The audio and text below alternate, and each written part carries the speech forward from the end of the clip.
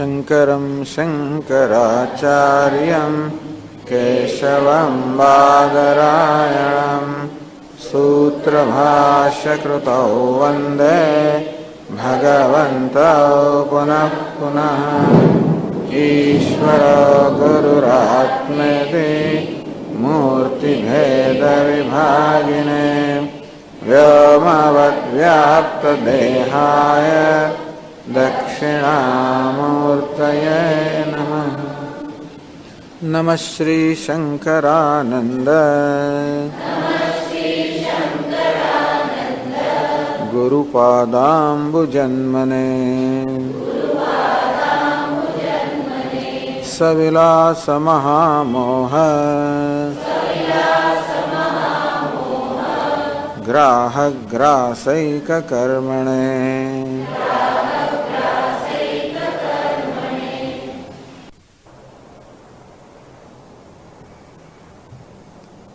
बसने 69 श्लोक थी।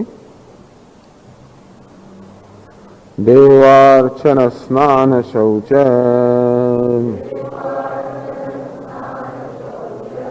भिक्षादौ वर्ततां वपुः तारं जपतु वाक् तद्वत् पठत्वां नायमस्तकम् विष्णुं ध्यायतु धीर्यद्वा ब्रह्मानन्दे विलीयताम्। साक्ष्यहं किञ्चिदप्यत्र न कुर्वे नापि कारये एवं च कलहः कुत्र संभवेत् कर्मिणो मम विभिन्न विषयत्वेन पूर्वापरसमुद्रवत् वपुर्वाग्भीषु निर्बन्धः कर्मिणो न तु साक्षिणी ज्ञानिनः साक्ष्यलेपत्वे निर्बन्धो नेतरत्र हि एवं चान्योन्यवृत्तान्त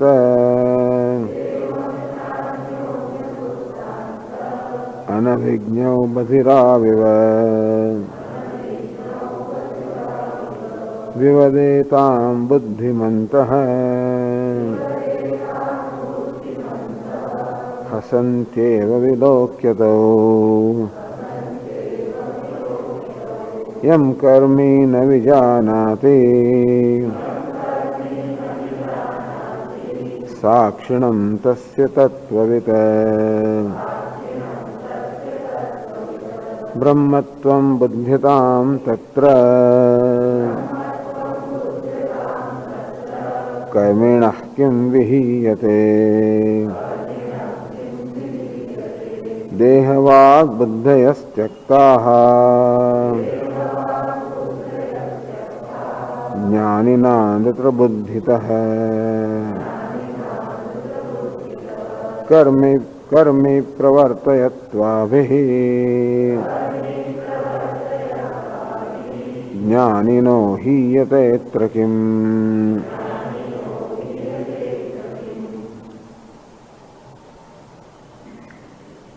આમ જ્ઞાની પુરુષમાં કર્તૃત્વ ભોક્તૃત્વનો અભાવ છે અને એટલા માટે એનું વર્તન કેવું હોવું જોઈએ એનો કોઈ નિયમ નથી. એક વખત એમ કહેવામાં આવ્યું કે લૌકિક વ્યવહાર કરતા હોવ કે શાસ્ત્રીય વ્યવહાર કરતા હોવ, ભિક્ષાટન વગેરે લૌકિક વ્યવહાર થતો હોય કે પછી જપ ઉપાસના વગેરે વૈદિક વ્યવહાર થતો હોય, જપ ધ્યાન વગેરે, તો પણ હું તો અકર્તા છું, અલિપ્ત છું અને તેથી ભલે પ્રારબ્ધને જે પ્રકારે વર્તન કરવું એમ કરે, હું એનો કોઈ વિરોધ કરતો નથી. આમ જ્ઞાની પુરુષ કહે છે કે આ ઉપાધિ દ્વારા જે કોઈ કર્મ થાય એમાં હું કોઈ રીતે વિરોધ નથી કરતો, દખલગીરી કરતો નથી. કારણ કે આ ઉપાધિ સર્વ રીતે પ્રારબ્ધથી નિયંત્રિત છે અને પ્રારબ્ધ એની પાસે જે પ્રકારનું કર્મ કરાવે એ ભલે કરાવે. અને યથા આરબ્ધમ, એની પાસે યોગ્ય કર્મ કરાવે, સત્કર્મ કરાવે, દુષ્કર્મ કરાવે, જે કોઈ કર્મ કરાવે હું કોઈ વિરોધ નથી કરતા. અર્થાત મારા વર્તનમાં કદાચ તમને સ્વચ્છંદતા જણાય તો અંધારામાં હું વિરોધ નથી કરતો, કારણ કે એમાં મારું કર્તૃત્વ નથી. અથવા તો હું એવું પણ વર્તન કરું જેમાં તમને સ્વચ્છંદતા ન જણાય.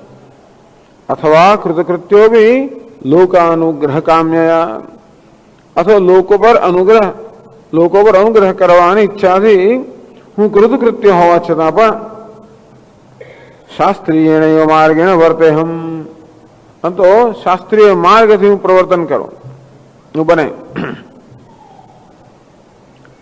એટલે ક્યાં તો તમે જાણો જુઓ કે મારા વર્તનમાં સ્વચ્છંદતા છે તો પણ એની કોઈ મારી જવાબદારી નથી. અથવા એવું બને કે મારું વર્તન બરોબર શાસ્ત્રના આદેશના અનુરૂપ હોય, જેથી લોકોમાં એક દૃષ્ટાંત બેસે માટે એવું કર્મ કરવું તો પણ શું, એ કારણે મારા જ્ઞાનમાં, મારા અકર્તૃત્વમાં કોઈ પ્રકારની ક્ષતિ આવતી નથી. આ શરીર ભલે ને શરીર દ્વારા, વાણી દ્વારા, મન દ્વારા આ ત્રણ સ્તર પર ભિન્ન ભિન્ન પ્રકારના કર્મ થઈ રહ્યા હોય.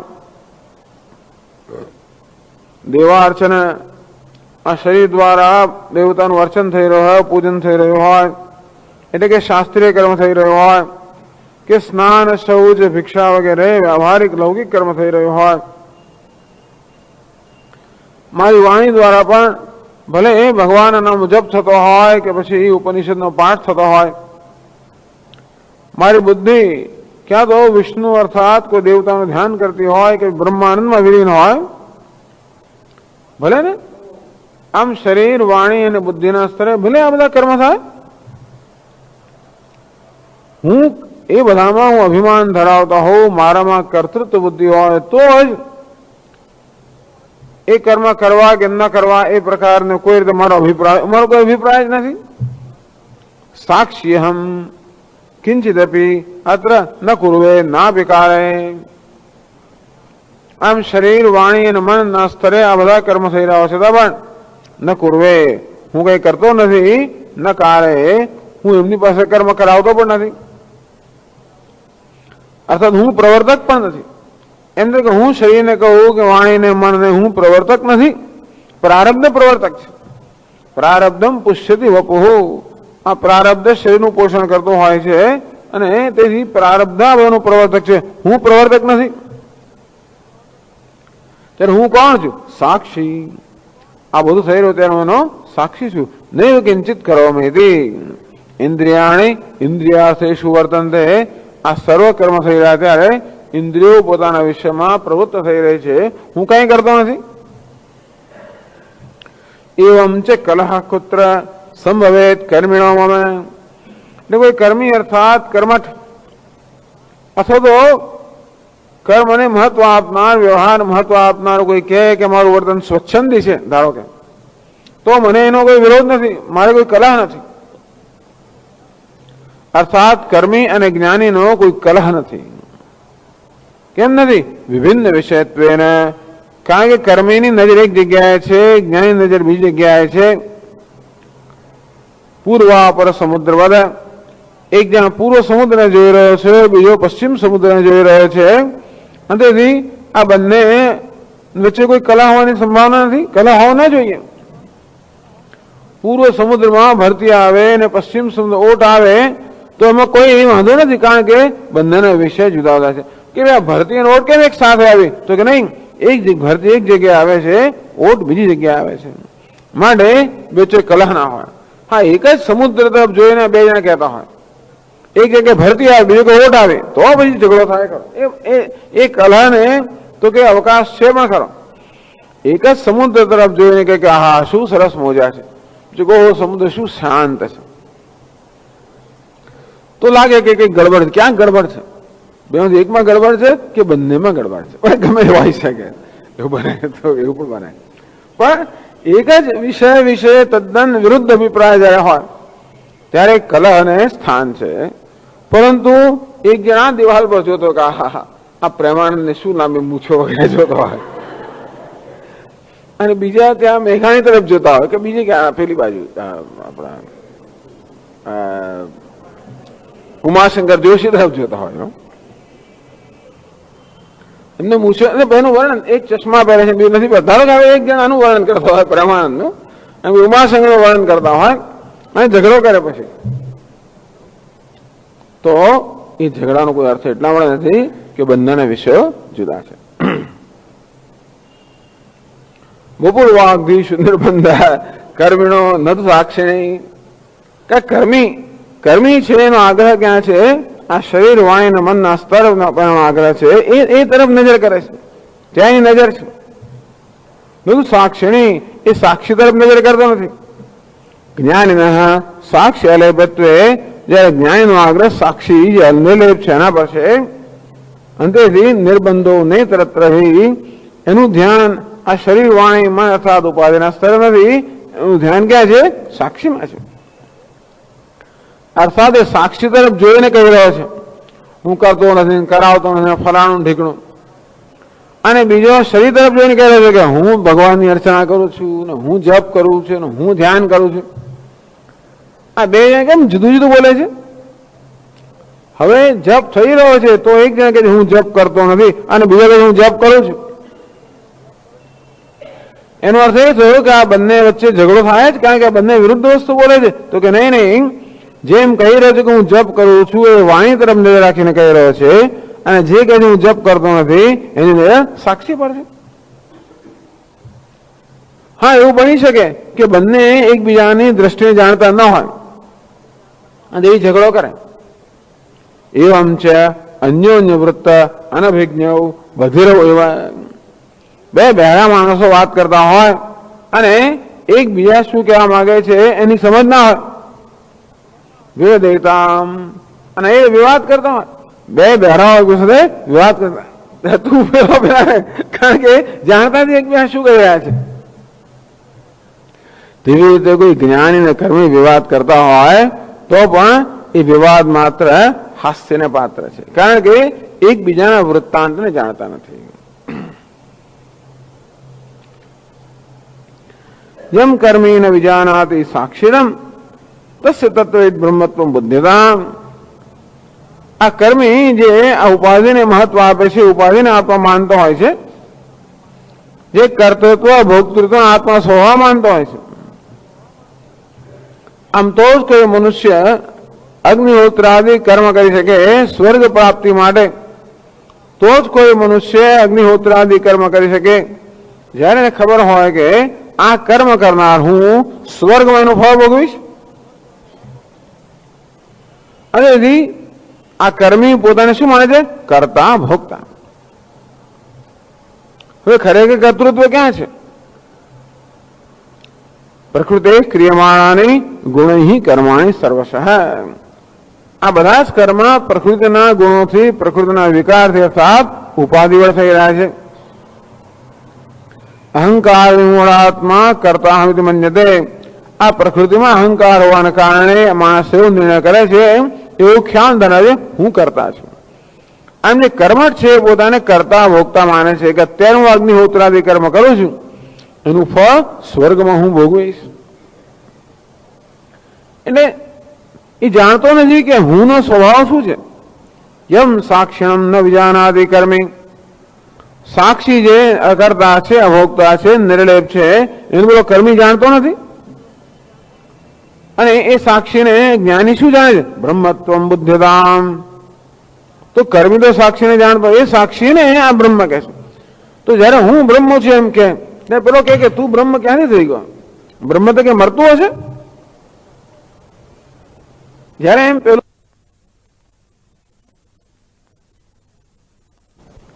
એવો જ્ઞાની કે હું બ્રહ્મ છું, એટલે પેલો ગુસ્સે થઈ કે તું બ્રહ્મ છે, જવા તો દે. એક દંડો લગાવે, આ બ્રહ્મ છે, તું બ્રહ્મ છું? હું તો બ્રહ્મ છું. અરે બ્રહ્મનું મૃત્યુ થાય, બ્રહ્મનો જન્મ થાય, અને એ કોને હું કહે છે? પેલો કર્મી જે છે કરતા ભોગતાને હું કહે છે, જ્ઞાની બ્રહ્મને હું કહે છે. અંતેથી આ બે વચ્ચે વિવાદ થતો હોય તો ક્યાં તો જ્ઞાની પુરુષ જાણે કે આ જાણતો નથી, હું જે કહું છું, મારો વિવાદ ના કરે. કોઈ વિવાદ કરે તો સમજવું કે બંને એકબીજાની દ્રષ્ટિબિંદુને જાણતા નથી. એટલે હું બ્રહ્મ છું, હું અકારતા અભોગતા એમ ધારો જ્ઞાની કે તો કર્મી કેમ વિહીયતે? તો કર્મી છે એનું શું બગડી જવાનું છે? એનું શું ઓછું રહી જવાનું છે? એનું કઈ ઓછું એટલા ના થાય કે હું બ્રહ્મ છું એમ કહેવા છતાં પણ આ શરીર, વાણી અને મનના સ્તરે જરૂર કર્મ થાય. તો ઉપાધિના સ્તરે કર્મ થઈ રહ્યું હોય એ કોઈ વખતે હું આત્માના બ્રહ્મત્વનો વિરોધ નથી. આત્મા બ્રહ્મ છે, જ્ઞાન કર્મનો વિરોધ નથી. કર્મ થઈ રહ્યો છતાં પણ એ જ્ઞાન તો હોય છે. એટલે કર્મ થઈ રહ્યું છે ઉપાધિના સ્તરે, અને છતાં જ્ઞાની કહે છે નહીં કિંચિત કરો, મેં હું કઈ કરતો નથી. તો પેલો કે લો આટલું કરે છે ને પાછળ એને બોલે, કોણ બોલે છે? તો હું બોલતો નથી, બોલી રહ્યો છે તો શું કહે છે? હું નથી બોલતો. અને તેથી કર્મી સાથે ઝઘડો કરે છે. તો કે ભાઈ કર્મીએ શા માટે ઝઘડો કરવો જોઈએ? કારણ કે જે હું નથી બોલતો એ તો બોલે સાક્ષી બ્રહ્મ હું નથી બોલતો. જયારે જે હું બોલે છે એમાં કર્મી માને છે એ તો વાણીને હું કહે છે. બંનેના વિષયો ભિન્ન ભિન્ન છે. માટે આ કર્મીએ જ્ઞાની સાથે કોઈ રીતે વિવાદ કરવો, કલહ કરવાની આવશ્યકતા નથી. અને કર્મી એમ કે હું અગ્નિહોત્ર કર્મ કરું છું તો પેલા જ્ઞાની એનો વિવાદ કરવાની જરૂર નથી. હું કઈ રીતે કર્મ કરે? આત્મા કર્મ કરે જ નહીં. અરે ભાઈ પણ એ આત્મા કોને કહે છે? એ તો દેહ, વાણી ને મનને આત્મા કહે છે. દેહ વાગ બુદ્ધેસ્ત્યક્તા જ્ઞાનના અનંત બુદ્ધિત. આ ઉપાધિ દેહ, વાણી અને મન, ઉપાધિ અનંત બુદ્ધિત. આ તો અનાત્મા છે એમ કરીને જેનો ત્યાગ થઈ ગયો છે જ્ઞાની વડે. તો જ્ઞાની આ ત્રણનો ત્યાગ કર્યો થાય, આત્મબુદ્ધિનો ત્યાગ કર્યો છે.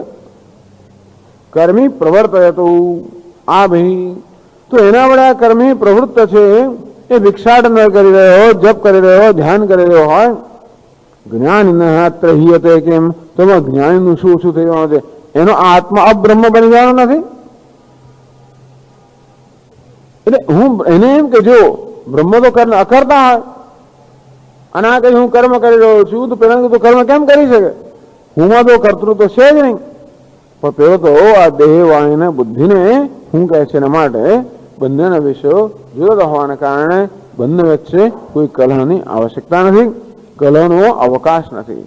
એટલે પેલો કહે છે કે હું ગમે તે કર્મ કરું આ ઉપાધિના સ્તરે વિહિત કર્મ થાય કે પ્રતિષિદ્ધ કર્મ થાય મને કોઈ આગ્રહ નથી. મારો આગ્રહ શેમાં છે? સાક્ષીમાં, જે અલેપ છે, નિર્લેપ છે, અકર્તા અભોગતા સાક્ષી, એનો આગ્રહ છે. અને માટે ઉપાધિના સ્તરે વિહિત કર્મ થાય કે નિષિદ્ધ કર્મ થાય, પુણ્ય કર્મ થાય કે પાપ કર્મ થાય, મને કોઈ આગ્રહ નથી. તો લોકો મારી નિંદા કરે, હવે લોકો મારી કલહ કરે, હું જાણું છું કે એમનું દ્રષ્ટિબિંદુ ક્યાં છે, એ કોને આત્મા માને છે? એ લોકો દેહને આત્મા માને છે. ને માટે એમ માને છે કે હું કર્મ કરું છું, પણ હું જાણું છું હું અર્થાત બ્રહ્મ સાક્ષી કોઈ કર્મ કરતો નથી. હવે 276માં શ્લોકથી ચર્ચા આગળ ચલાવે.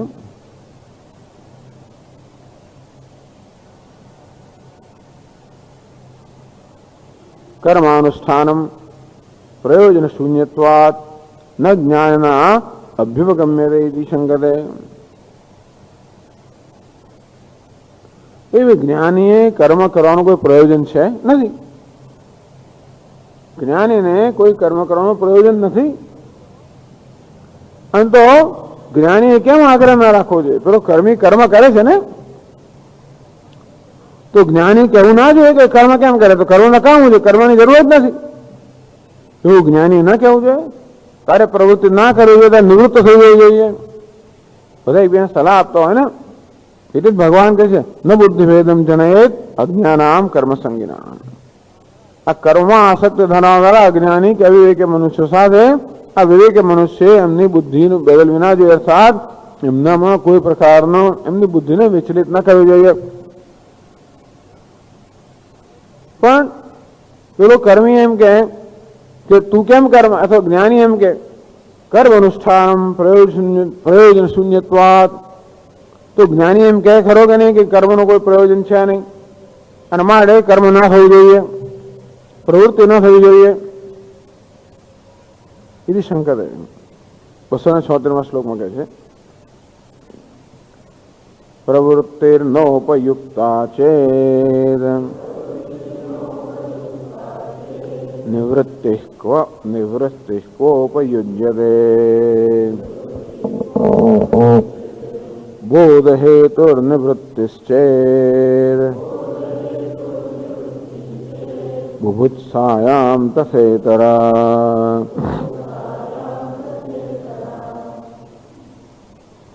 પ્રવૃત્તિ નોપયુક્તા છે. તારે કોઈ એમ કે પ્રવૃત્તિનો કોઈ ઉપયોગ નથી,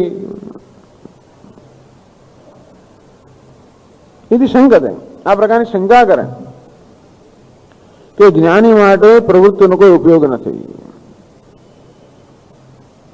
તો કહે છે કે ઉપયોગ અભાવ નિવૃત્ત. તો જ્ઞાનીએ શું કરવાનું હોય? જ્ઞાની નિવૃત્ત થઈ જવું જોઈએ. જ્ઞાની માટે પ્રવૃત્તિનો કોઈ ઉપયોગ નથી, મળે જ્ઞાનીએ નિવૃત્ત થઈ જવું જોઈએ. નિવૃત્તિ શબ્દના બે અર્થ થાય. ક્યાં તો નિવૃત્તનો અર્થ કે એને નિષ્ક્રિય બની જવું જોઈએ, કોઈ કર્મ ના કરવું જોઈએ. એ નિવૃત્તિનો સંન્યાસ એમ થઈ શકે, અને સાથે સાથે નિવૃત્તિનો અર્થ શ્રવણમ મનનમ એ પણ થઈ શકે. કારણ કે સંન્યાસ એટલામાં લેવામાં આવતો હોય છે જેથી આ સાધક આત્મવિચાર કરી શકે, શ્રવણ મનન વગેરે કરી શકે. પ્રવૃત્તિ અને નિવૃત્તિ જ્ઞાન યોગી અને સાંખ્યાનામ કર્મયોગ અને યોગીનામ. આમ સાંખ્ય સંન્યાસીઓ જ્ઞાન યોગ અર્થાત શ્રવણ મનન વગેરેનું આચરણ કરતા હોય, અને કર્મયોગીઓ કર્મનું આચરણ કરતા હોય. પ્રવૃત્તિ નોપયુક્તા ચેત. આ જ્ઞાની માટે પ્રવૃત્તિનો કોઈ ઉપયોગ નથી, એવી શંકા કરવામાં આવે કે પ્રશ્ન કરવામાં આવે તો નિવૃત્તિ કો ઉપયોગ છે. તો નિવૃત્તિનો પણ એને શું ઉપયોગ છે? ઉપયોગ અભાવ. એટલે પ્રવૃત્તિનો ઉપયોગ નથી, માટે પ્રવૃત્તિ ન હોય જેમ જે કહેતા હો, તો નિવૃત્તિનો પણ જ્ઞાનીનો કોઈ ઉપયોગ નથી, માટે એનો પણ અભાવ હોવો જોઈએ. નિવૃત્તિ એટલે શ્રવણ મનન વગેરે. એટલે પેલો કહે છે કે એવું નહીં, નિવૃત્તિનો ઉપયોગ છે. નિવૃત્તિ બોધ હેતુત્વાત, નિવૃત્તિ બોધ હેતુત્વાત ન ઉપયોગ અભાવ. તો કે નહીં, નિવૃત્તિ તો ઉપયોગી છે બોધ હેતુત્વાત, કારણ કે બોધ એટલે જ્ઞાન માટે ઉપયોગી છે. એટલે આપણા શાસ્ત્રોમાં સંન્યાસને જ્ઞાન માટે આવશ્યક માનવામાં આવ્યું છે. બધી ઈચ્છાઓ નિવૃત્ત થઈને પછી ભિક્ષાચર્યમ ચરંતી, તું કે એને સંન્યાસ ગ્રહણ કરવો જોઈએ. સંન્યાસ રખડવા માટે નહીં, પરંતુ ગુરુના ચરણમાં બેસીને શાસ્ત્રનું શ્રવણ મનન કરવા માટે સંન્યાસ લેવો જોઈએ. એ નિવૃત્તિ કહેવામાં આવે છે. નિવૃત્તિ પણ ખરેખર કંઈક પ્રવૃત્તિ રહેલી જ છે. પ્રવૃત્તિ ધર્મ, નિવૃત્તિ લક્ષણ, બે ધર્મ કયા? પ્રવૃત્તિ અર્થાત આ બાહ્યેન્દ્રિય દ્વારા કર્મ થતું હોય, નિવૃત્તિ એટલે અંતરિન્દ્રિય દ્વારા કર્મ થતું હોય. તેથી આ કર્મયોગને પ્રવૃત્તિ કહેવામાં આવી, અને શાસ્ત્રનું શ્રવણ મનન કરવાને નિવૃત્તિ કહેવામાં આવે. તો જો કોઈ એમ કે આ જ્ઞાનને પ્રવૃત્તિનો કોઈ ઉપયોગ નથી, તો ઉત્તર એ થયો કે જ્ઞાન નિવૃત્તિનો કોઈ ઉપયોગ નથી. તો કોઈ કહ્યું નહીં, નિવૃત્તિ ઉપયોગી છે. બોધ હેતુત્વાદ, કારણ કે જ્ઞાન માટેનું સાધન છે, જ્ઞાન માટેનું કારણભૂત બને છે. જો નિવૃત્ત થયા હોય તો જ પછી શાસ્ત્રનું શ્રવણ મનન વગેરે થઈ શકે, અને તો જ્ઞાન પ્રાપ્ત થાય. એટલે જ્ઞાન પ્રાપ્તિમાં નિવૃત્તિ જરૂર ઉપયોગી છે. પ્રવૃત્તિ ઉપયોગી નથી, નિવૃત્તિ જરૂર ઉપયોગી છે. એટલે કે છે બોધ હેતુ નિવૃત્તિ છે. કોઈ કહે કે નહીં નિવૃત્તિની આવશ્યકતા છે, બોધ હેતુ, કારણ કે બોધ કે જ્ઞાનનું કારણ છે, બોધનું સાધન છે, તો ઉત્તર આપે છે બુભુત્સાયામ તસેતરા. તો પ્રવૃત્તિમાં ઉપયોગી છે. શેના વડે? બુભુત્સાયામ. તરી પ્રવૃત્તિ અપી બુભુત્સા હેતુત્વાત ઉપયોગવતી. તો પ્રવૃત્તિ કર્મયોગ એ પણ ઉપયોગી છે. બુભુત્સા હેતુત્વાત વિવિધિષંતિ તમેતમ વેદાનુવચનેન બ્રાહ્મણઃ વિવિધિષંતિ યજ્ઞેન દાનેન તપસા અનાશકેન. આમ વેદાનુવચનમ એટલે કે વેદ પાઠ, યજ્ઞ, દાન, તપશ્ચર્યા આ બધાને પ્રવૃત્તિ કહેવાય. તો એનો શું ઉપયોગ છે? વિવિધિષંતિ એતાન્યવિધ કર્માણી સંગમ ત્યક્ત્વા ફલાની છે કર્તવ્યાની. 18મા અધ્યાય ભગવાન કહે છે કે નહીં આ યજ્ઞ, દાન, તપસ્યા કર્મ છે એ છોડવા ન જોઈએ, એ કરવા જોઈએ. એ પણ સંગ અને ફળનો ત્યાગ કરીને કરવા જોઈએ. અંતો અંતઃકરણ સિદ્ધિનું કારણ બને અને એટલે બુભુત્સા અર્થાત જ્ઞાન ઈચ્છા જન્માવે. એટલે આ પ્રકારની યોજના છે. પ્રવૃત્તિ અર્થાત આપણું વિહિત કર્મ કરવું, ફરજ બજાવવી, કર્તવ્ય કર્મ કરવું. તો જયારે કર્તવ્ય કર્મ આ રીતે પ્રામાણિકતાથી કરવામાં આવે, એ દ્વારા કોઈ પ્રકારના વર્તનની કે લાભની અપેક્ષા ન રાખવામાં આવે, અર્થાત કર્મફળની આસક્તિના ત્યાગ દ્વારા જયારે કર્તવ્ય કર્મ કરવામાં આવે ત્યારે એ કર્તવ્ય અંતઃકરણ શુદ્ધિનું કારણ બને, વૈરાગ્ય જન્મ આવે અને એને કારણે બુભુત્સા અર્થાત જ્ઞાનની ઈચ્છા જન્મે. બસ જ્ઞાનની ઈચ્છા જન્મી પછી હવે કર્તવ્યની જરૂર નથી. પછીનો ત્યાગ કરવામાં આવે, સંન્યાસ લેવામાં આવે, પછી શાસ્ત્રના શ્રવણ મનનમાં જ પછી બસ આ સાધક છે એને વરેલો હોય. એનું નામ નિવૃત્તિ. તો નિવૃત્તિ જ્ઞાનનું સાધન છે, પ્રવૃત્તિ જ્ઞાનની ઈચ્છાનું સાધન છે. આ પ્રવૃત્તિ છે અંતઃકરણ શુદ્ધિ દ્વારા, વૈરાગ્ય દ્વારા જ્ઞાનની ઈચ્છા જન્માવે છે, પણ એ પણ જરૂરી છે. હા, જ્ઞાનની ઈચ્છા જન્મ્યા પછી પ્રવૃત્તિનો ઉપયોગ નથી, પણ જ્ઞાનની ઈચ્છા જન્માવા સુધી તો પ્રવૃત્તિનો ઉપયોગ છે જ. અને નિવૃત્તિનો ઉપયોગ ક્યાં સુધી છે? જ્ઞાન જન્મે ત્યાં સુધી.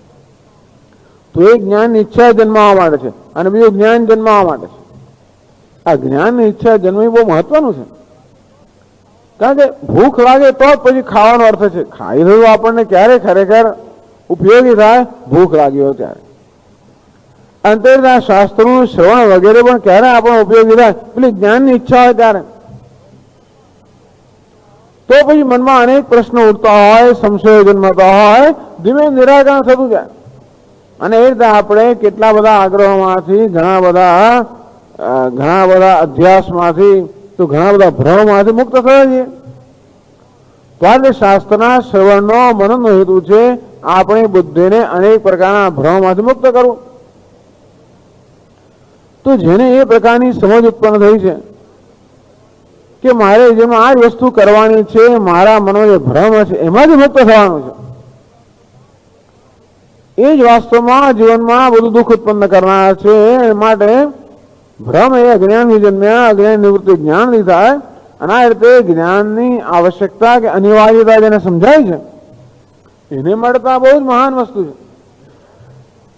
આપણે જયારે પણ તૈયાર હોય ને કશું મળી જાય ત્યારે એની અસર હોય ને પ્રભાવ બહુ જ હોય છે. ઘણી વાર એવું થતું હોય કે આપણે હમણાં કશું ઘોળાતું હોય અને એકદમ આપણામાં કોઈ પુસ્તક આવી જાય અને છાપામાં એક લેખ વંચાઈ જાય, કશુંક થઈ જાય ને આપણે પેલો ઉત્તર મળી જાય, કે પછી આપણા મનમાં કંઈક પ્રશ્નો ઘોળાતા હોય અને એને કારણે આપણે જરા અસ્વસ્થ હોઈએ અને પછી આપણે આવા ક્લાસમાં આવે અને કંઈક સાંભળવામાં આવે, એવી ચર્ચા થાય અને વસ્તુ નિરાકરણ થઈ જાય. અને ત્યારે આપણે જે આનંદ થાય, જે હળવાશનો અનુભવ થાય, આનંદ એ જુદો છે. એમને સાંભળતો હોય ને સમજનો આનંદ છે તો ખરો, એક સમજનો આનંદ કરો, પરંતુ આપણા આ બધી શંકાનું નિરાકરણ થાય કે આપણે મૂંઝવણનો અંત આવે ત્યારે એનો જે આનંદ જુદા પ્રકારનો છે. તો એ મૂંઝવણ અનુભવાતી હોય અને શાસ્ત્ર દ્વારા નિરાકરણ થતું હોય ત્યારે તરત એ વસ્તુ ઉતરી જાય આ મનમાં પ્રશ્ન જન્મ્યો હોય અને એનો કોઈ ઉત્તર આપે તો તરત આપણા મનમાં ઉતરી જાય. પ્રશ્ન હોય નહીં અને ઉત્તર મેળવીએ તો પણ બરાબર છે. પ્રશ્ન હોય ને ઉત્તરમાં તો તરત એની અસર થાય. એ જિજ્ઞાસા હોય, બુભુત્સા અર્થાત જ્ઞાન પ્રાપ્ત કરવાની ઈચ્છા જન્મી હોય, અંધશાસ્ત્રોનું શ્રવણ મનન વગેરે અત્યંત અસરકારક બને. એટલે આ રીતની આપણી યોજના છે કે પ્રવૃત્તિ જ્ઞાનની ઈચ્છા વૈરાગ્ય જન્મવા માટે છે. આ પ્રવૃત્તિ શેના માટે છે? ભોગની ઈચ્છામાંથી મુક્ત થવા માટે છે. વૈરાગ્ય અર્થાત ભોગની ઈચ્છામાંથી નિવૃત્તિ. ભોગ પ્રવૃત્તિ ગૃહસ્થાશ્રમ. ગૃહસ્થાશ્રમમાં જરૂર ભોગને સ્થાન છે ખરો, તો એવી રીતે ભોગ કરવામાં આવે જેથી મનુષ્ય કાળે કરીને ભોગની ઈચ્છા નિવૃત્ત થાય. તો યુવાન પ્રસ્થાન પછી સંન્યાસ. આ રીતે પ્રવૃત્તિ નિવૃત્તિ, એક દ્વારા જ્ઞાનની ઈચ્છા જન્મે, નિવૃત્તિ દ્વારા જ્ઞાન જન્મે. અનાર્થ બંધન ઉપયોગ છે માટે એમ ના કહેવાય કે પ્રવૃત્તિ ઉપયોગી નથી, એમ પણ ના કહેવાય નિવૃત્તિ ઉપયોગી નથી. જ્ઞાની માટે એક ઉપયોગ, બંધનનું કામ થઈ ગયા પછી કોઈ બંને સાધન છે, સાધ્ય પ્રાપ્ત થયા પછી સાધનનો ઉપયોગ રહેતો નથી. એ જ કે છે નનુ બુદ્ધસ્ય બુભુત્સાભાવાત પ્રવૃત્તે અનુપયોગિત્વમિતિ. પણ આપ તો જ્ઞાનીની વાત કરી રહ્યા છો ને, જ્ઞાનીને તો પ્રવૃત્તિનો શું ઉપયોગ છે? જ્ઞાનીમાં તો જ્ઞાનની ઈચ્છા જન્મેલી જ છે ને, એને પ્રવૃત્તિનો શું ઉપયોગ છે? તો કે એને નિવૃત્તિનો ઉપયોગ નથી. એ કહે છે 277 શ્લોકમાં કહે છે બુદ્ધશ્ચેન્ન બુભુત્સેત નાપ્યસૌ બુધ્યતે પુનઃ અબાધાદનુવર્તેત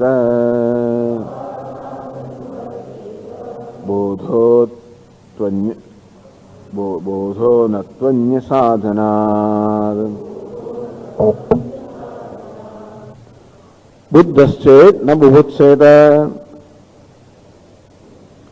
કોઈ પ્રશ્ન કર્યો કે જ્ઞાની મનુષ્ય માટે તો પ્રવૃત્તિનો કોઈ ઉપયોગ નથી. આપે કહ્યું કે પ્રવૃત્તિ શેને મળે છે? કર્મયોગ શેને મળે છે? કર્તવ્ય જ્ઞાનની ઈચ્છા જન્માવા માટે. તો જ્ઞાની પુરુષને જ્ઞાનની ઈચ્છાની કોઈ આવશ્યકતા નથી. કહે તો બુદ્ધશ્ચેત ન બુભુત્સેત. જ્ઞાન થઈ ગયું હોવાના કારણે જ્ઞાનની કોઈ ઈચ્છા રહી ને, એને જિજ્ઞાસા. આજે સંત પ્રત્યે લાગે છે ને, એનું પણ એક ઈચ્છા, જિજ્ઞાસા અર્થાત જ્ઞાતમ ઈચ્છા, જાણવાની ઈચ્છા. બુભુત્સા અર્થાત બૌદ્ધમ ઈચ્છા, એ પણ જાણવાની ઈચ્છા. પણ જયારે સંત પ્રત્યે લગાવવામાં આવે ત્યારે અર્થ અવગતિ પર ઈચ્છા પૂરી થાય ત્યાં સુધી. આ ઈચ્છા રહ્યા જ કરે જ્યાં સુધી ઈચ્છા પૂરી ન થાય ત્યાં સુધી. તો બુદ્ધશ્ચેત ન બુભુત્સેત. આ જ્ઞાન જયારે પ્રાપ્ત થાય ત્યારે જ્ઞાન ઈચ્છા નિવૃત્ત થઈ જાય. ઈચ્છાનો વિષય પ્રાપ્ત થાય એટલે ઈચ્છા નિવૃત્ત થઈ જાય. તો જ્ઞાની પુરુષને જ્ઞાન પ્રાપ્ત થયું માટે એનામાં કોઈ જ્ઞાનની ઈચ્છા રહી નથી, તો એને પ્રવૃત્તિનો શું ઉપયોગ? હજી કોઈ કહેશે જ્ઞાની પુરુષને પ્રવૃત્તિનો ઉપયોગ નથી, બરોબર. તો કે છે તરહી એટલે કહ્યું યદિ બુદ્ધ તત્વોદયવાન પુરુષ ન બુભુત્સેત. જો આપ એમ કહેતા હો કે જ્ઞાની પુરુષને જ્ઞાન થવાના કારણે હવે એનામાં જ્ઞાનની ઈચ્છા રહી નથી, સંજાત બોધત્વાદી છે, એનામાં બોધ જન્મે એટલા માટે. તરી તથા એ પુનઃ નૈવ બુદ્ધ્યતે બોધો બિન સંપદો. હવે એને જ્ઞાનની પણ જરૂર નથી. એને જો જ્ઞાનની ઈચ્છા ન રહ્યો તો જ્ઞાનની પણ, કારણ જ્ઞાન થઈ ગયું, એને નિવૃત્તિની પણ જરૂર. કારણ ભાવ રહે છે કે પ્રવૃત્તિ જ્ઞાનની ઈચ્છા જન્માવા મળે છે, નિવૃત્તિ જ્ઞાન જન્માવા મળે છે. જેને જ્ઞાન જન્મ્યું છે એને જો પ્રવૃત્તિનો ઉપયોગ ન હોય તો નિવૃત્તિનો પણ ઉપયોગ નથી. એ જ કહું તર્હિ બુદ્ધસ્ય પુનઃ બોધ અભાવાત તદ્હેતુ નિવૃત્તિ અપી બુદ્ધમ પ્રતિ અનુપયોગિની નાપી અસૌ બુદ્ધતે પુનઃ. એને ફરી એવું જ્ઞાન પણ મેળવવા નથી માટે નિવૃત્તિ, અર્થાત શાસ્ત્રનું શ્રવણ વગેરે એની જરૂર નથી. તો પ્રશ્ન કરે છે કે જરૂર છે? એને જ્ઞાન જન્મ્યા પછી પણ નિવૃત્તિની જરૂર છે. શાસ્ત્રના અભ્યાસને હજી એવું છે. કેમ છે? સકૃત જાતસ્ય બોધસ્ય સ્થિરત્વાય નિવૃત્તિ અપેક્ષા. તો એને બોધ જન્મ્યો ખરો, પણ બોધમાં દ્રઢતા પ્રાપ્ત કરવા માટે, બોધમાં નિષ્ઠા પ્રાપ્ત કરવા માટે નિવૃત્તિ જોઈએ ને. ટૂંકમાં એવું ન હોય કે સતત એને બ્રહ્મનો અભ્યાસ કરવો જ જોઈએ. પ્રશ્ન એ થયો કે ચાલો જ્ઞાન જન્મ્યું, આ છતાં પણ આ જ્ઞાની પુરુષ વ્યવહાર કરતો હોય ત્યારે જગત સાથે વ્યવહાર કરતો હોય, એ દ્વૈતના ક્ષેત્રમાં વ્યવહાર કરતો હોય ત્યારે દ્વૈત છે એને અદ્વૈતને વળી પાછું વિચલિત, એને વિચલિત ના કરી નાખે. તો ભલે હું બ્રહ્મ છું એ પ્રકારનું એને જ્ઞાન હોય, છતાં પણ જયારે જગત સાથે વ્યવહાર કરતો હોય ત્યારે એ વ્યવહાર દ્વૈતના ક્ષેત્રમાં ચાલી રહ્યો છે. તો એનું અદ્વૈતનું જ્ઞાન છે એ દ્વૈતથી વિચલિત ના થઈ જાય. અને માટે એ જ્ઞાનમાં સ્થિરતા જાળવી રાખવા માટે એને અભ્યાસ ચાલુ રાખવો પડે. એટલે શું થાય કે ઘણી વાર પેલી તલવાર હોય, આમ મારા બુઠ્ઠી થઈ ગઈ, બરોબર ઘસવી પડે. તલવાર તો આપણો વાળંદ હોય, અસ્ત્રો હોય તો વારંવાર આમ કરવું પડે ને. અસ્ત્રનો ઉપયોગ કરે પછી વળી પાછું થોડું કરે. એટલે શું છે કે અસ્ત્રનો ઉપયોગ કરતા કરતા થોડો ઘસાય, જો બુઠ્ઠો થાય એટલે વળી પાછું એને આપણે તીક્ષ્ણ બનાવવો પડે. તે રીતે ભલે એને અદ્વૈતનું જ્ઞાન હોય, પણ દ્વૈતમાં વ્યવહાર કરે એટલે જ્ઞાન થોડુંક તો બધી બાજુ વિચલિત થઈ જાય ને દ્વૈતના વ્યવહાર. એટલે વળી પાછું એને પેલું નિવૃત્તિ ધર્મ, એ શાસ્ત્રોમાં વળી શ્રવણ મનન નિધિધ્યાસન કરવું પડે ને. વળી પાછો બરોબર તૈયાર થઈને આવે, વળી પાછું યુદ્ધ કરે.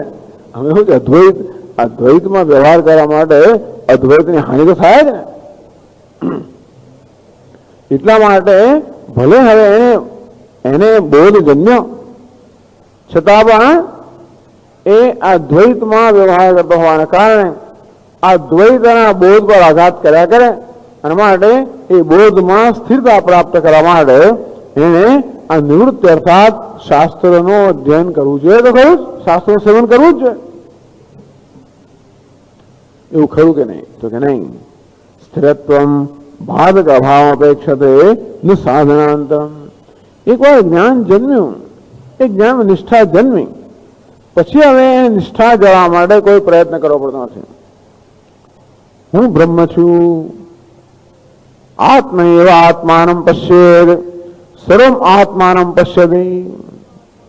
એ જુએ છે કે આ દેહેન્દ્રિયનો આત્મા હું છું, સર્વમ આત્માનમ પશ્યતિ, અને હું જ સર્વ છું.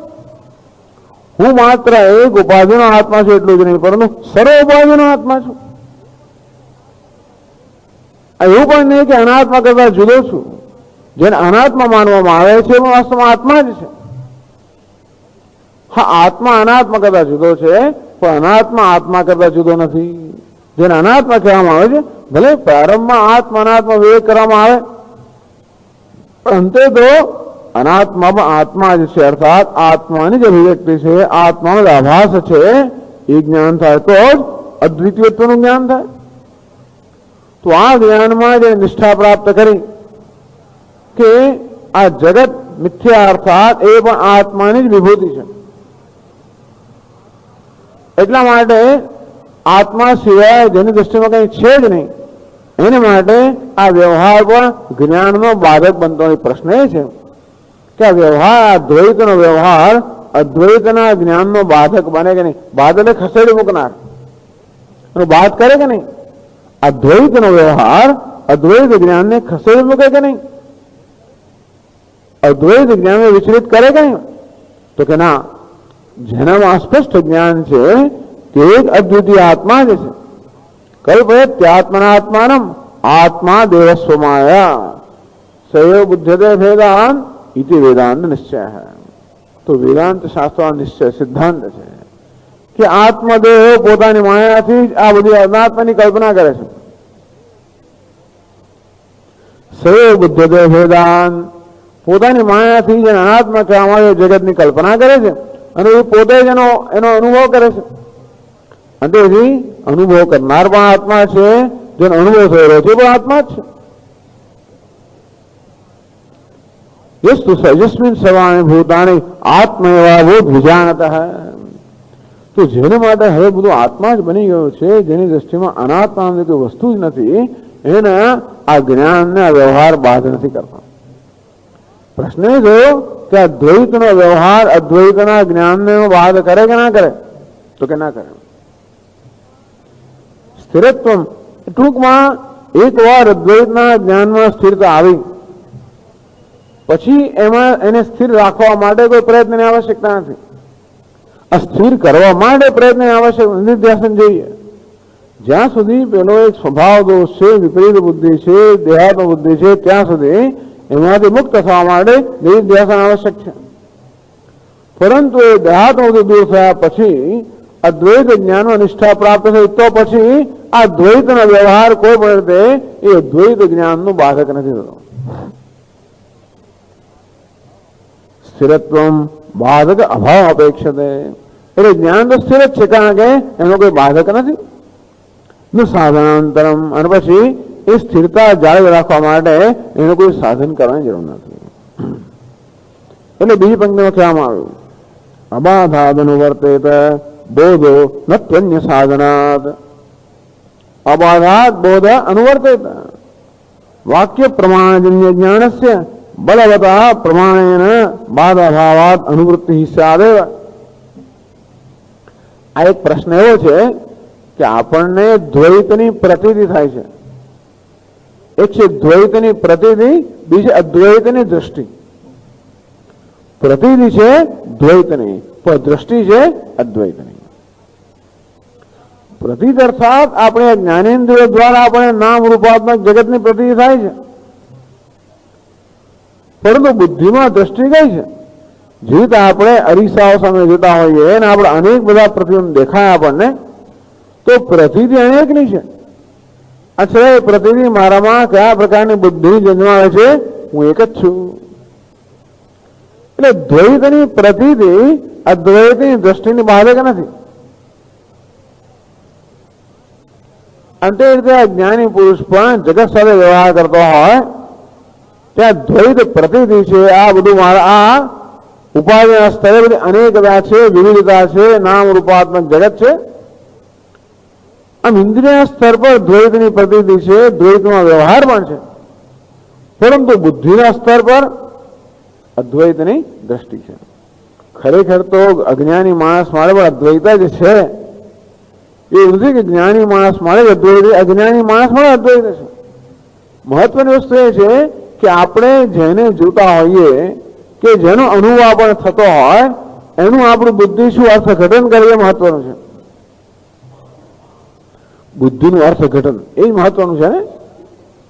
ભલે ને મારા બહુ જૂના મિત્ર સાથે હું વાતચીત કરી રહ્યો હોઉં, છતાં મારી બુદ્ધિ અર્થઘટન કરે કે આ તો કોઈ અજાણ્યો માણસ છે, તો બસ એ અજાણી જેવું મારી સાથે મારો વ્યવહાર કરું. મારી બુદ્ધિ ઓળખી ના શકી કે આ બદલાયેલા વેશની અંદર પહેલા પેલો હતો જેમ તેમ લગર વગર ફર્યા કરતો હતો ને, પછી અમેરિકા ગયો ને 5-10 વર્ષ રહ્યો ને, બધું સૂટ બૂટ ને જેની ભાષા બધું બદલાય, ઓળખાય નહીં આપણને. અને તો મારી બુદ્ધિ વ્યવહાર સઘન થયું કે આ તો કોઈ અજાણ્યો માણસ. બસ પછી કોઈ આવીને કહે સ્વામીજીને ઓળખ્યો, ઓળખાણ જયારે પડી ત્યારે બુદ્ધિનું અર્થઘટન બદલાઈ ગયું, પ્રતીતિ એની રહી, દ્રષ્ટિ બદલાઈ ગઈ. તો તેવી રીતે અજ્ઞાન અવસ્થામાં આ જગતની પ્રતીતિ થાય એને જુદું માનવામાં આવતું હતું, અનાત્મા માનવામાં આવતો હતો. હવે દર્શન થયું વાસુદેવ સર્વમિતિ. આ સર્વ વાસુદેવ છે, એક જ વાસુદેવની હું પણ અભિવ્યક્તિ છું, એ જ વાસુદેવની આ સર્વ અભિવ્યક્તિ છે. એ વાસુદેવ જ છે, એ જ હું છું. આ થઈ દ્રષ્ટિ. તો દ્વૈતની પ્રતીતિ અદ્વૈતની દ્રષ્ટિની બાધક નથી. કેમ? કારણ કે અદ્વૈતનું જ્ઞાન જન્મ્યું છે ને કારણે, શાસ્ત્રને કારણે. તો પ્રત્યક્ષ વગેરે પ્રમાણ છે, બધા પ્રમાણ નબળા છે શાસ્ત્ર પ્રમાણ કરતા. કોઈ બળવાન પ્રમાણ હોય એ નિર્બળ પ્રમાણથી જન્મેલા જ્ઞાનનો બહાર કરી શકે. જેવી રીતે દોરડું પડ્યું હોય ત્યાં આપણને સાપનો ભ્રમ થયો હોય અને પછી આપણે ટોર્ચ લાઈટ બતાવીએ અને આપણે જ્ઞાન થાય ત્યારે દોરડું છે, રજ્જુ છે, ત્યારે પેલા સર્પનું જ્ઞાન આપણને બહાર થઈ ગયો. કારણ કે હવે આ પ્રબળ પ્રમાણથી જ્ઞાન થયું. પહેલા જે દોષવાળું પ્રમાણ હતું એનાથી જ્ઞાન થયું સર્પનું, હવે નિર્દોષ પ્રમાણ વિજ્ઞાન થયું રજ્જુનું, તો એ સર્પના જ્ઞાનનો બાધ થઈ ગયો. પણ આ નિર્દોષ પ્રમાણ છે. વાસુદેવ સર્વમ, આ નિર્દોષ પ્રમાણ છે. એ નિર્દોષ પ્રમાણથી જે જ્ઞાન થયું છે તે જ્ઞાનનો બાદ આ વ્યવહારની જે દ્વૈત છે ન કરી શકે. અને એટલા માટે એકવાર આ જ્ઞાનમાં નિષ્ઠા પ્રાપ્ત થઈ પછી નિષ્ઠાને જાળવી રાખવા માટે કોઈ બીજો વિશેષ પ્રયત્ન કરવાની જરૂર નથી. કારણ કે એવું કશું જ નથી જે એના અદ્વૈત જ્ઞાનને ખસેડે, એનો બાદ કરે. બલવતા પ્રમાણે બાધભાવાત અનુવૃત્તિ સ્યાદેવ. આ પ્રત્યક્ષ વગેરે પ્રમાણો આ વાસુદેવ સર્વનો બાદ ન કરી શકતા હોવાને કારણે એનું આ જ્ઞાન છે એ જળવાઈ રહે છે. અને માટે એને કોઈ બીજા સાધનની આવશ્યકતા નથી.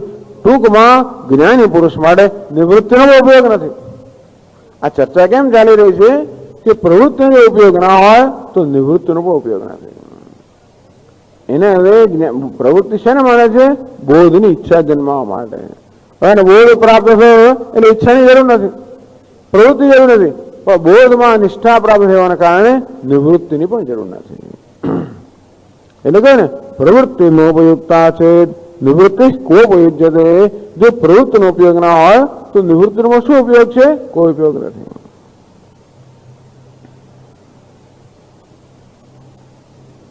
નનુ પ્રમાણાંતરેણ અબાધેપી અવિદ્યા તત્કાર્યેણ કર્તૃત્વધ્યાસેન વા બાધ સ્યાદ.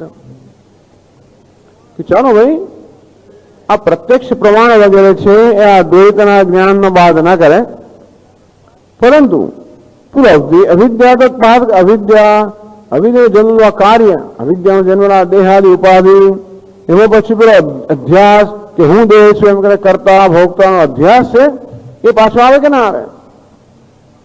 કર્તૃત્વ અધ્યાસ એનો આ જ્ઞાનસ્ય બાધ સ્યાત.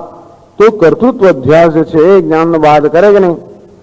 તો 278 શ્લોકમાં કહે છે,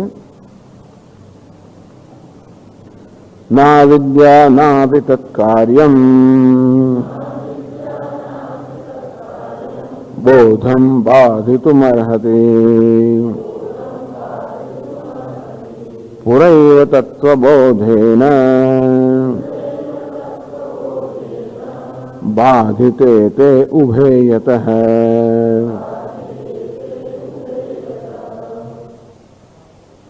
ના વિદ્યા ના વિતત્કાર્યમ બોધમ બાધિતુમર્હતિ. અવિદ્યા કે અવિદ્યાનું કાર્ય, અવિદ્યાનું કાર્ય એટલે અવિદ્યાનો જન્મના ભ્રમ. કર્તૃત્વ ભોક્તૃત્વ અવિદ્યાના ભ્રમ છે. અવિદ્યા કે એના ભ્રમ બેમાંથી કોઈ પણ હવે આ જ્ઞાનનો બાધ ન કરે. બાધ કરે એટલે જ્ઞાનને ખસેડી નાખો. જેમ મૃત્યુનું જ્ઞાન સર્પના ભ્રમનો બાધ કરે છે તેવી રીતે આ અવિદ્યા કે એમાંથી જન્મેલા કર્તૃત્વ ભોક્તૃત્વ આ કઈ કર્મ કરી રહ્યો છે ને. વસ્તુ એ છે ને કે આ આપણે જોઈએ છીએ કે આ જ્ઞાની પુરુષ કર્મ કરી રહ્યો છે અને ભિક્ષા ભોગવી રહ્યો છે. તમે એને સારું જમવાનું આપો, જે હોય તો આનંદ માણી રહ્યો લાગે છે. એવું કે દાળ ખાય ત્યારે એને એક જ સ્વાદ આવે ને ઢોકળા ખાય ત્યારે બસ સ્વાદ જુદા જ આવતા હોય. એવું નહીં કે ભાઈ સ્વાદ એકનો એક જ હોય. ટૂંકમાં આપણે જોઈએ છીએ કે આ બધા પદાર્થો ભોગવી પણ રહ્યો છે. કુદરત સામે જોતો હોય, સંગીત સાંભળતો હોય, ભોજન કરતો હોય, વાતો જે કંઈ કરતો હોય, આ બધી વસ્તુને ભોગવી રહ્યો એમ પણ લાગે છે. અર્થાત ભોગતું તો પણ જણાય છે. અને જો એ કર્મ કરે ત્યારે વ્યવસ્થિત કર્મ કરે છે. ખાય ત્યારે મોંમાં જ મૂકે. એવું નહીં કે કર્તૃત્વ નથી માટે કે માથા પર, એવું નથી થતું. જે કર્મ કરે વ્યવસ્થિત કરતો હોય, એનામાં કર્તૃત્વ બુદ્ધિ નથી માટે કર્મ વ્યવસ્થિત ના થાય એવું તો નથી થતું. એટલે આપણને એમ લાગે કે જયારે વ્યવસ્થિત કર્મ થઈ રહ્યું છે, લખે તો બધું લખાણ વખાણ બરોબર હોય, કે જે કરતો હોય બધું બરોબર કરતો હોય છે. એવું નહીં કે એના કર્તૃત્વ નથી માટે પહેલા જે હતું બધું ઇંગ્લિશ ભાષા ગુજરાતી બધું ભૂલાઈ ગયું, એવું પણ નથી.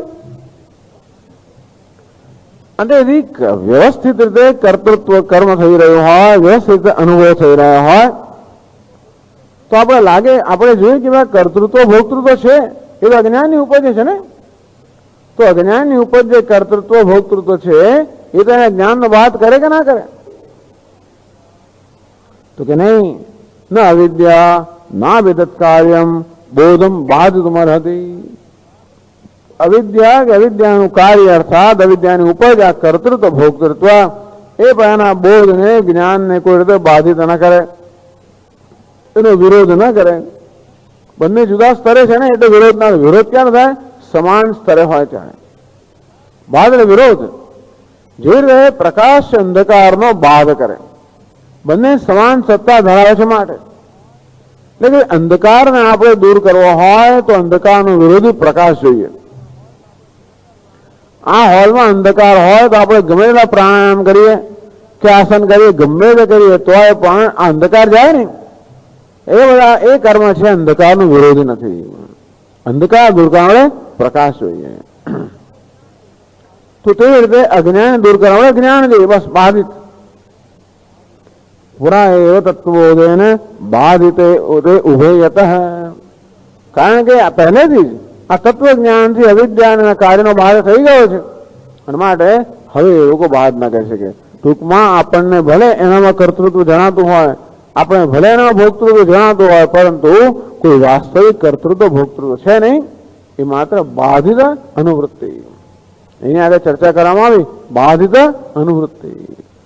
અનુવૃત્તિ એટલે પહેલા જે પ્રકારનું વર્તન થતું હતું એ પ્રકારનું વર્તન ચાલુ રહે, પરંતુ એમાં હવે કોઈ સત્યતા નથી. એમાં હવે કોઈ સત્યતા નથી. બસ જેમ સર્પ હોય એ સર્પમાં પેલી ઝેરની કોથળી કાઢી લેવામાં આવે તો સ્વરૂપથી સાપ હોય પણ એનો સાપ પણ રહેતું નથી, કારણ કે એનામાં ઝેર નથી. અંતે રીતે કર્મમાંથી કર્તૃત્વ નામનું ઝેર કાઢી લેવામાં આવ્યું. હવે ભલે સ્વરૂપ બધા કર્મ રહેતું હોય, પરંતુ એમાં કોઈ પ્રકારની એનામાં હવે આ જ્ઞાનનો બાદ કરવાની કે કોઈ નુકસાન કરવાની કોઈ ક્ષમતા નથી. પુરા એવ તત્વબોધેન તે ઉભયત બાધિતે. કારણ કે તત્વનું જ્ઞાન થયું ત્યારે જ આ અજ્ઞાન ને અજ્ઞાનના કારણે બાધ થઈ ગયો, પણ હવે એ કોઈ રીતે જ્ઞાનનો બાધ ન કરી શકે. હવે આ બધું ચર્ચા એટલા માટે થાય છે કે જ્ઞાની પુરુષનું વર્તન એની ચર્ચા છે. એને તો કહ્યું કે મારું વર્તન સ્વચ્છંદ જણાય તો મને એનો કશો વાંધો નથી, હું એનો વિરોધ નથી કરતો. પ્રારબ્ધ ઉપાધિનું સંચાલન કરી હું નહીં, અને માટે પ્રારબ્ધ ઉપાધિનું જેમ કરે એમ સંચાલન મને વાંધો નથી. અથવા હું ધારું સારું વર્તન ન કરું, હું ધારું તો માત્ર ધર્મનું જ આચરણ કરું, તોય શું થઈ ગયું, કેમ ના કરું? એના સંદર્ભમાં આવી ચર્ચા થાય છે કે આચરણ જે છે એ ઉપાધિના સ્તરે છે, આ જ્ઞાન છે એ આત્માના સ્તરે છે. એકનું કેન્દ્ર ઉપાધિ છે, બીજાનું કેન્દ્ર આત્મા છે. તેથી બંનેના કેન્દ્ર જ જુદા છે. આપણે કહીએ છીએ ને કે બે પ્રકારના પ્રશ્નો છે જીવનમાં. એક પ્રકારના પ્રશ્નો કે સમસ્યાઓ અનાત્મા પર કેન્દ્રિત છે, બીજા પ્રકારના પ્રશ્નો સમસ્યાઓ આત્મા પર કેન્દ્રિત છે. આમ ભૂખ, તરસ, ઠંડી, ગરમી, ગરીબી આ બધા પ્રશ્નો જે છે એ ઉપાધિ પર કેન્દ્રિત છે, પણ એ સ્તરે એનો ઉકેલ લાવવો જોઈએ.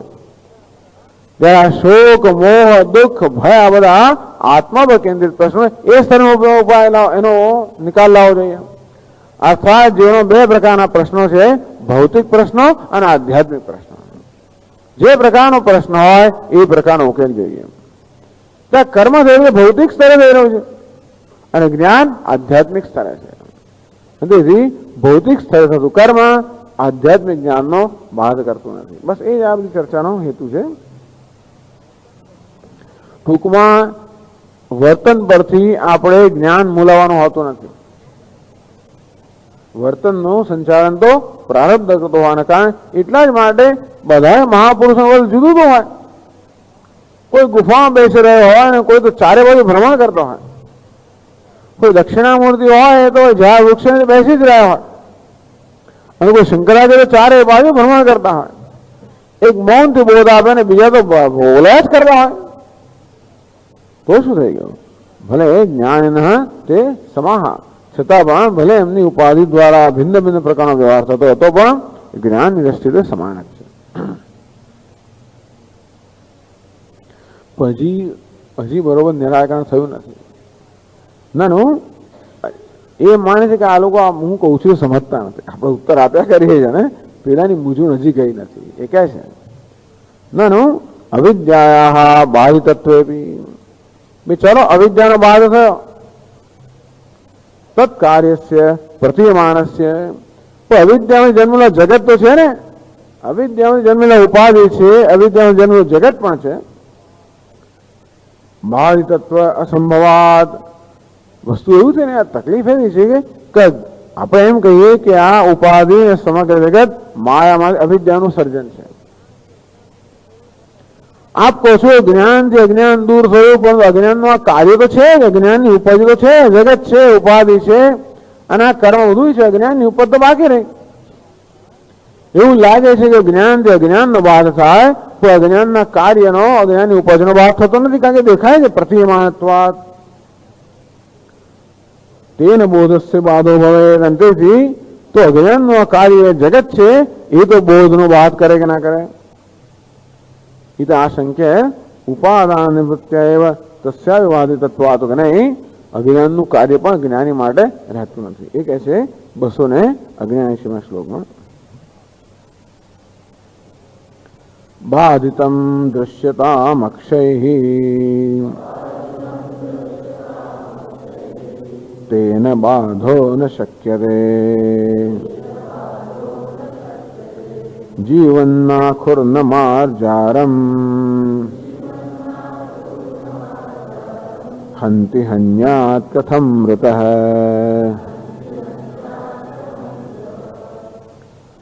बाधितम अक्षय दृश्यताम, आ जगत जे बाधित છે, અજ્ઞાનનું કાર્ય છે, બાધિત છે. અક્ષય દૃશ્યતામ, ભલે જગત કે દ્વૈત છે એ આંખોથી, અર્થાત આપણી જ્ઞાની ભલે એની પ્રતિ થાય. આ અજ્ઞાનનું કાર્ય જગત છે, દ્વૈત છે, ભલે એની જ્ઞાનેન્દ્રિયથી પ્રતીતિ થાય. તેન જ્ઞાનસ્ય બાધો ન શક્યતે, પરંતુ આ પ્રતીતિ પેલી દ્રષ્ટિનો બાધ નથી કરતો. આપણે વાત કરીએ પ્રતીતિ અને દ્રષ્ટિ. આ પ્રતીતિ ભૌતિક સ્તરે છે, દ્રષ્ટિ આધ્યાત્મિક સ્તરે છે. પ્રતીતિ ઉપાધિના સ્તરે છે, દ્રષ્ટિ આત્માના સ્તરે છે. આટલો ફેર છે. અને માટે ઉપાધિના સ્તરે થતો વ્યવહાર એટલે ઉપાધિના સ્તરે થતી પ્રતિનિધિ, ઉપાધિના સ્તરે થતો વ્યવહાર, આ કોઈ વસ્તુ પણ આત્માના સ્તરની દ્રષ્ટિ છે એનો બાધ નથી કરતો, એનો વિરોધ નથી કરતો. ટૂંકમાં દ્વૈત અદ્વૈત એ દ્વૈતનો વિરોધી નથી. માત્ર દ્વૈતમાં આપેલી સત્યતા એ અદ્વૈતને જ્ઞાનની વિરોધી છે. આ દ્વૈતને સત્ય માનવામાં આવે તો એ જ્ઞાનનો વિરોધી ખરો. તો દ્વૈત સ્વયં અદ્વૈતનો વિરોધી નથી. દ્વૈત તો અદ્વૈતની વિભૂતિ છે, અર્થાત અદ્વૈત દ્વૈત રૂપે ભાસતો હોવાના કારણે દ્વૈત અદ્વૈતનો વિરોધ. જેવી રીતે અલંકારો સુવર્ણના વિરોધી નથી. ભલે અલંકારના સ્તરે અનેકતા હતો પણ એ બધા સુવર્ણના વિરોધી નથી. અનેક બધા આપણે તરંગો દેખાતા પણ એ જળના વિરોધી નથી.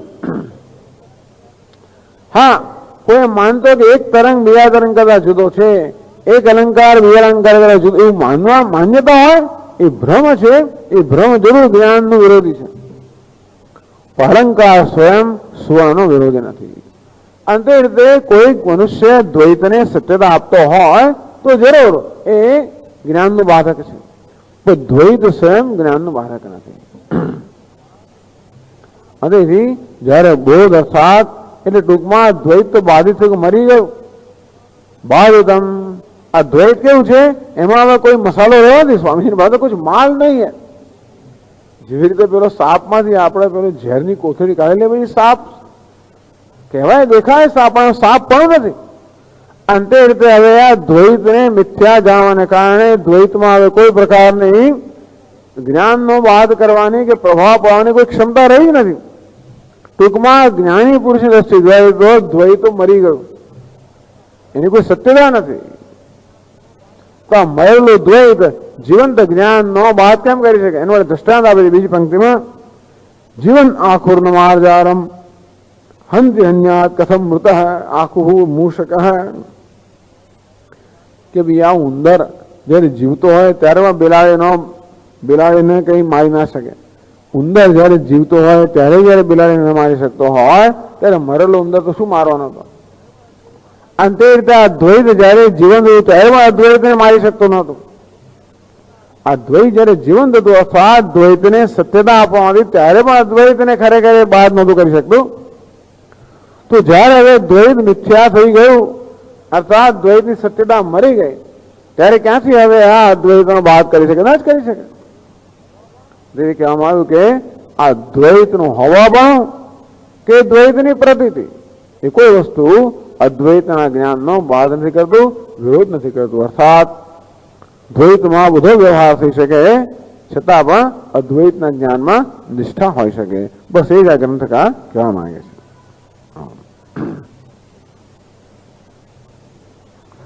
ઓમ પૂર્ણમદ પૂર્ણમિદમ પૂર્ણાત પૂર્ણમુદચ્યતે પૂર્ણસ્ય પૂર્ણમાદાય પૂર્ણમેવાવશિષ્યતે. ઓમ શાંતિ શાંતિ શાંતિ. શંકરં શંકરાચાર્યં કેશવં બાદરાયણં સૂત્રભાષ્યકૃતૌ વંદે ભગવन्तौ પુનઃ પુનઃ. ઈશ્વરો ગુરુરાત્મેતિ મૂર્તિભેદવિભાગિને વ્યોમવદ્વ્યાપ્તદેહાય દક્ષિણામૂર્તયે નમઃ. ઓમ શાંતિ શાંતિ શાંતિ. હરિ ઓમ. શ્રી ગુરુભ્યો